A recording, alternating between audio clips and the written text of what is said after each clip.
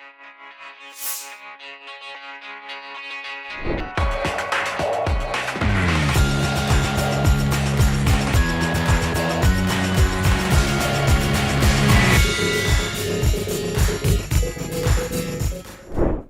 berjumpa di Realita TV di acara Sarinya Berita Sarita.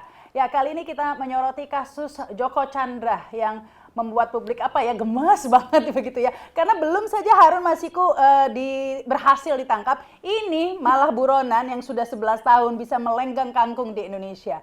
Ini seperti melibatkan juga instansi-instansi baik kepolisian, imigrasi di bandara, semuanya pada kecolongan. Orang sampai nggak percaya ini bagaimana begitu banyak pejabat bisa kena prank begitu ya oleh satu orang begitu. Kita akan membahasnya lagi, ada apa sebenarnya di hukum di Indonesia ini, sementara di kasus lain kita juga melihat ya akhir-akhir ini ada kemarin Novel Baswedan malah dituntut, pelakunya dituntut 1 tahun penjara. Belum lagi kemudian kita lihat lagi baru-baru ini ada lagi seorang emak-emak atau ibu-ibu yang nagih utang di Instagram. Kebetulan yang ditagih utang itu adalah istrinya Kombes begitu. Dituntut 2 tahun penjara. Ini ada apa dengan hukum kita sebenarnya? Kita akan berbincang ya dengan narasumber yang sudah hadir, narasumber plus 1 narahubung ini ya. Ada Neta Espane dari IPW ya, Indonesia Police Watch. Ya, selamat datang. Terima kasih. Sehat ya? Alhamdulillah sehat. Tapi sudah gimana? WA ada yang hack atau gimana? Kebetulan HP saya kemarin dihack sama mereka, ya teman-teman saya juga.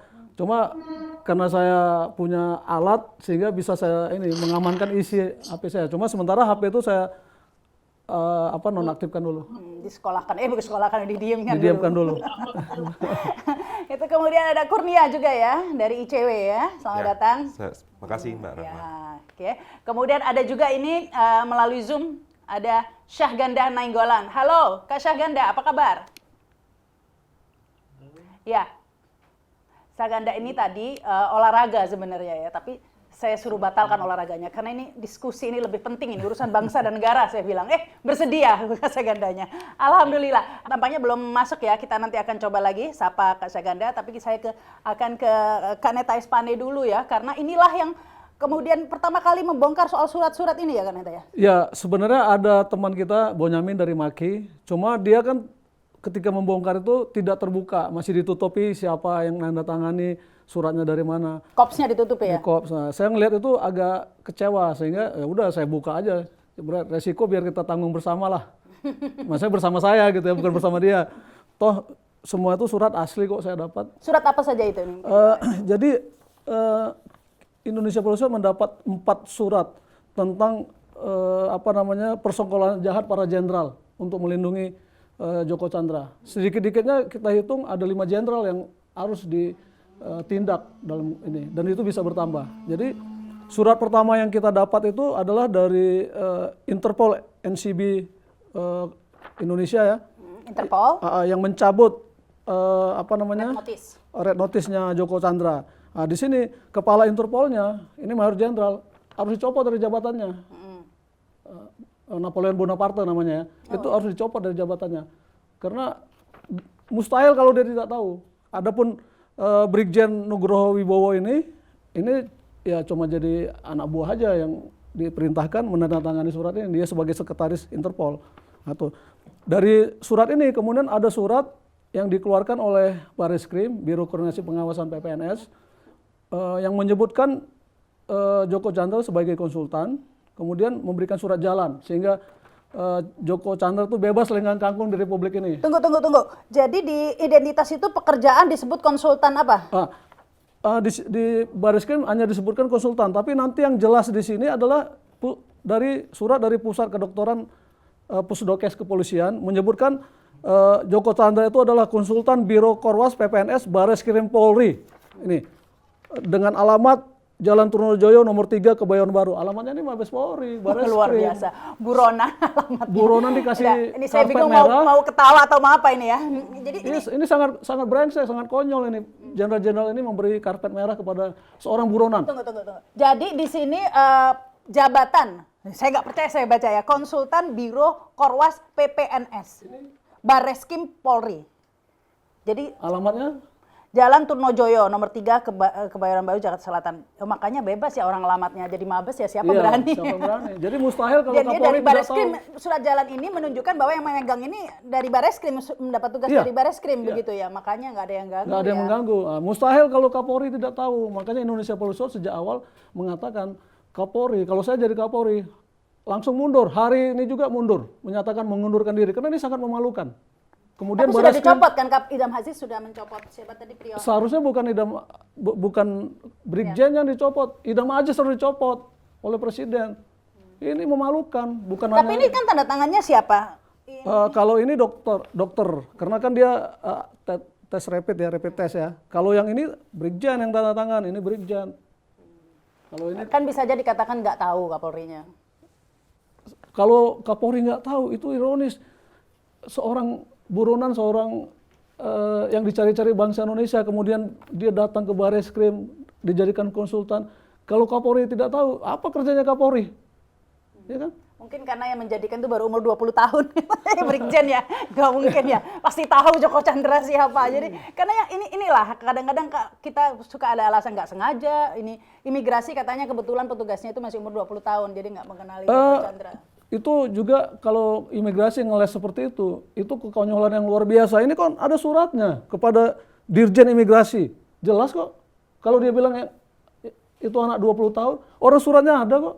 Oh, suratnya Surat mengatakan- dari Interpol mengatakan penyampaian penghapusan Interpol Red Notice Joko Chandra. Jelas kok suratnya. Ini kepada yang terhormat Dirjen Imigrasi Kemenkumham tanggal 5 Mei 2020. Jadi atas alasan inilah kemudian imigrasi membebaskan karena sudah dihapus red notice-nya. Seharusnya kan dia mempertanyakan kenapa kok dihapus oleh Interpol. Interpol itu tidak punya hak menghapus, dia punya hak menangkap. Yang berhak menghapus itu kan Kejaksaan Agung, yang minta ini kan Kejaksaan Agung. Tapi tidak ada cross check begitu dari imigrasi. Seharusnya kan Dirjen Imigrasi bertanya ke Interpol, kenapa kok kamu mau buka? Mungkin Ya, nggak ada dihapus. pulsa kali. Terus Kuotanya habis. Kalaupun ini dia pinjam telepon saya, telepon Jaksa Agung, ini red notice Joko Chandra dihapus oleh Interpol. Harusnya kan dia gitu, lapor. Kok malah dia diem aja, kemudian menyalahkan anak usia 20 tahun.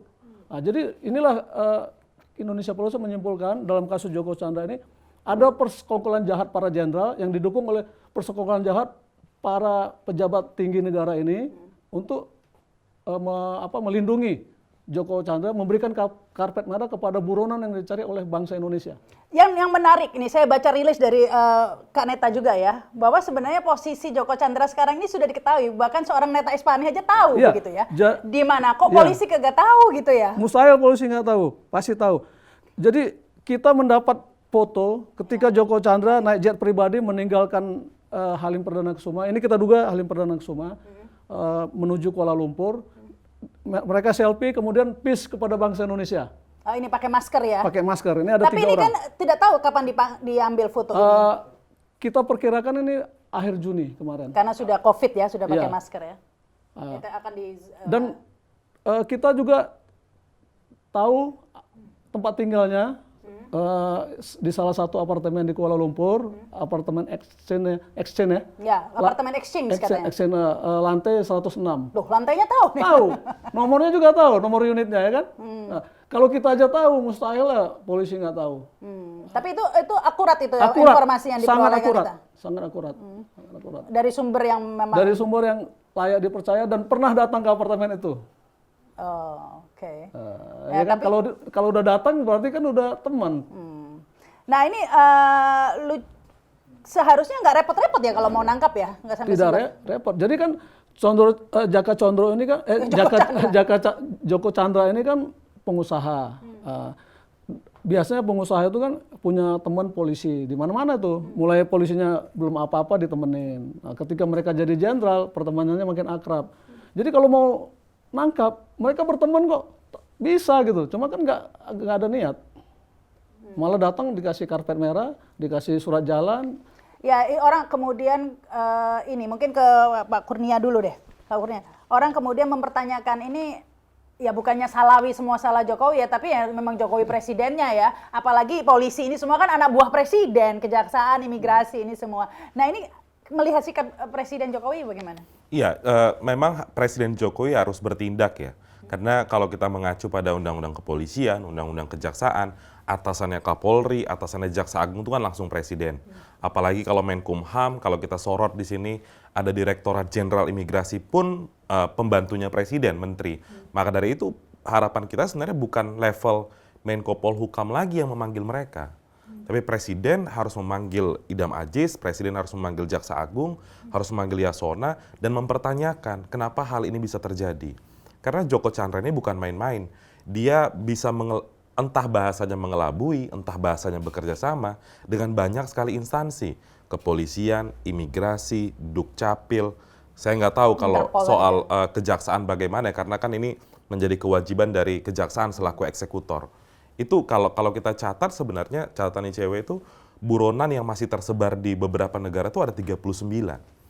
Bayangkan kalau 38 lainnya berlaku seperti Joko Chandra, maka struktur penegakan hukum dan aparat penegak hukum kita mau dibawa kemana wajah mereka di tengah publik gitu. Ini mau dibawa kemana ini Kak Syahganda ya? Karena sebenarnya kalau kita tahu ya di publik bahwa akan dibentuk oleh Presiden tim pemburu hantu, bukan pemburu koruptor begitu.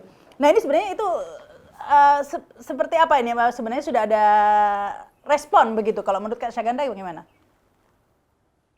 Ya kalau dari kasus Joko Chandra ini kan sebenarnya kita udah melihat hukum di Indonesia ini sudah jadi bangke. Ya, ini sudah berada pada titik yang terburuk sepanjang sejarah bangsa Indonesia. Karena kalau dulu di zaman Indonesia masih menganut budaya malu, orang-orang menyogok itu diistilahkan under table, bawah meja. Ya, orang nyindir polisi masih namanya prit jigo. Ya, polisi masih malu-malu minta uang kalau di razia lalu lintas, yang ngurus SIM dan lain-lain. Kalau yang mau dikejar, mau diburu, koruptor yang mau diburu, ya perampok uang negara mau diburu itu menjadi konsultan jenderal-jenderal polisi, maka itu sebenarnya sudah bangke. Artinya ini bangsa udah busuk. Jadi kita nggak usah lagi berteori. Kalau menurut saya apa yang dipaparkan oleh Bung Neta tadi, ya itu sudah pasti Kapolrinya terlibat. Ya kalau kemudian presidennya harusnya terlibat juga. Karena apa? Karena ini kan Jokowi ini kan mengamati terus soal kepolisian ini. Karena apa? Karena polisi kan adalah sandaran kekuasaan Jokowi yang kita tahu, bahkan kita curigai, saya sebagai oposisi curiga bahwa pemenangan Pilpres 2019 itu kan karena polisi bergerak. Saya dan teman-teman kemarin udah berusaha melobi Tito Karnavian waktu jadi Kapolri untuk menetralisir dan mencabut gerakan dukungan polisi kepada pemenangan Pilpres. Kita sampai sejauh itu dulu supaya polisi netral dan kembali mendukung promoter, ya profesional dan lain-lain itu supaya kepuasan publik pada polisi meningkat. Tapi ini kita lihat ya dalam berbagai kasus terakhir ini seperti kasus Novel Baswedan, Harun Masiku. Ya Harun Masiku itu kan sebenarnya bagaimanapun harus dibuktikan bahwa dia tidak berlindung di PT IKA itu. Ya itu kan ngeri kalau sempat PT IKA sebagai tempat perlindungan tersangka kasus hukum korupsi. Kemudian Novel Baswedan sebagai pahlawan daripada pemberantasan korupsi, matanya dibutakan, ya kan kemudian dia kasus hukumnya dipermainkan menurut saya ya. Nah ini yang terakhir ini lebih lucu lagi kan, bagaimana gembong koruptor ya salah satu walaupun kasusnya dianggap mungkin hukumannya setahun atau 2 tahun atau berapa, pokoknya dia simbol daripada koruptor dan itu kemudian bisa menjadi petinggi di kantor kepolisian Republik Indonesia, artinya sebagai konsultan resmi ya kantor kepolisian Republik Indonesia. Jadi kalau memang mau memburu koruptor, bagaimana Jokowi dan Mahfud MD mau membuat tim pemburu koruptor, orang koruptornya jadi Indonesia ini jadi raja, itu aja saya pikir ini udah bangke lah. Aduh serem banget sih istilahnya, ada bangke katanya Kak Syahganda. Tapi respon dari orang jadi berspekulasi nih, seperti tadi Kak Neta mengatakan ini jangan-jangan ya Kapolri susah lah untuk dikatakan tidak terlibat. Bagaimana Brigjen bisa melakukan sampai sejauh ini begitu ya tanpa pengetahuan Polri. Tapi orang jadi berspekulasi, apakah Presiden terlibat atau tidak? Karena menjadi apa ya? Menjadi taruhan Presiden Jokowi. Jika diam saja, orang akan berspekulasi. Wah, ini berarti terlibat. Tapi kalau ada tindakan tegas, itu tentunya akan menghapus spekulasi itu. Lah, tindakan Jokowi saat ini seperti apa, Mbak? Iya, kalau kita lihat sampai sejauh ini Jokowi cuma slow aja ya, nggak ada respon, nggak ada reaksi. Kalau dia dibilang terlibat, memang harus kita buktikan. Tapi minimal dia melakukan pembiaran. Karena Pak, seperti kata Bang Saganda tadi, polisi sekarang adalah anak emasnya Jokowi. Jadi segala tindak tanduk gerak-gerik polisi pasti dia tahu persis. Kenapa kemudian di era sekarang banyak sekali jenderal polisi dia tempatkan di luar kepolisian ya, di departemen, di segala macam lah. Itu ada hampir 33 atau berapa gitu ya, yang dia tempatkan gitu ya. Ini menunjukkan Jokowi sangat dekat dengan Polri. Jadi apapun yang dilakukan Polri dia pasti tahu, termasuk yang seperti ini kan, pasti dia tahu. Cuma kan ya sebagai presiden IPW melihat dia belagak pilon aja, slow aja. Tapi tadi itu tim pemburu koruptor. Ya, kalau kemudian Jokowi dan Mahfud mau membuat tim pemburu koruptor, itu tindakan sia-sia. Di zaman Soeharto pernah, terakhir SBY pernah, dan nggak ada hasilnya, hanya ngabiskan uang negara. Buat apa Mahfud mau bikin tim pemburu koruptor? Orang koruptornya datang ke Mabes Polri nggak ditangkap, malah disediakan karpet merah, kemudian diangkat jadi konsultan, kemudian bisa lenggang kangkung kemana-mana. Jadi buat apa gitu? Jadi apa yang dilakukan Joko Chandra, apa yang dilakukan Polri dalam kasus Joko Chandra itu semakin membuat kenyataan bahwa Mahfud tidak perlu membentuk tim itu. Nggak ada gunanya. Orang koruptornya udah datang kok, ngapain diburu-buru? Ya, jadi yang perlu apa dong? Yang perlu sekarang itu dalam kasus Joko Chandra ini, Presiden harus bertindak tegas, copot tuh Kapolri. Kalau dia nggak mau mundur, copot Kabar Reskrim. Kemudian 5 jenderal yang saya sebutkan tadi, itu harus segera dicopot, dibawa ke pengadilan.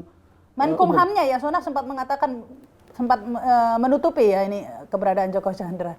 Ya, boleh saja dia sebagai menteri, sebagai orangnya Jokowi menutupin ini. Tapi kan semua orang udah tahu sekarang dia ada di Kuala Lumpur. Kalau dia mau nangkap kan datangin aja apartemennya.